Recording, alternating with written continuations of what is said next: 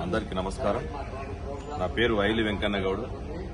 నేను రాష్ట్ర అధ్యక్షుడు తెలంగాణ గౌడ కలిగిత ఉద్దాల సంఘం, రాష్ట్ర కన్వీనర్ గౌడ కలిగిత సంఘాల సమన్వయ కమిటీ.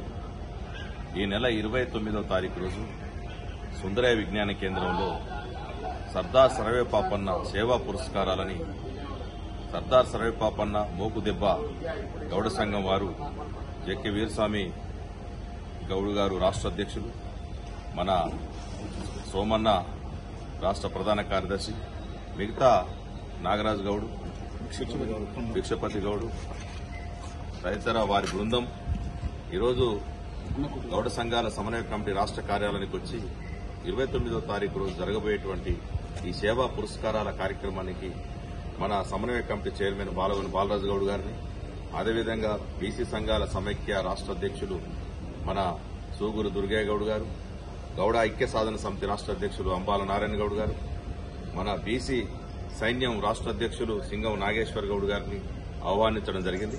వారికి ప్రత్యేకంగా ముందుగా అభినందనలు తెలియజేసుకుంటా ఉన్నాం.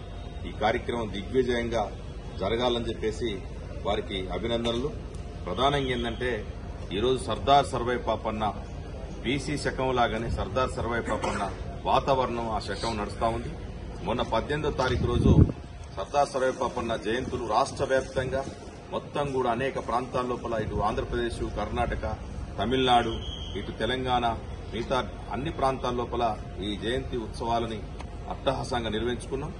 మొత్తం కూడా సర్దార్ సర్వేపాపన్న ఇజం లోపల నడుస్తున్న కార్యక్రమాల్ని ఒక ప్రధానంగా పాపన్న అంటే ఒక కాన్సెప్ట్ తీసుకుపోవడం, ఇదో శివాజీ ఛత్రపతి శివాజీ సమకాలికుడైన మనం ఒక కాన్సెప్ట్ ని పాపన్న ఏలినటువంటి ప్రాంతాన్ని ఒక బహుజన రాజ్య స్థాపన కోసం మొత్తం బహుజనులకే రాజ్యం కావాలని చెప్పేసి అంతిమంగా అగ్రకులాలకే కాదు మేము కూడా పరిపాలించగలుగుతామని పాపన్నని ఉదాహరణగా తీసుకుని ఆ అడుగుజాడల్లో ముందుకు పోయి బహుజన రాజ్య స్థాపన కోసం అన్ని కులాలను ఐక్యం చేసి రాజ్యాన్ని చేపట్టేంత వరకు కూడా విశ్రమించకూడదని చెప్పేసి కోరుతూ నాకు ఇచ్చిన అవకాశం సెలవు. నమస్కారం.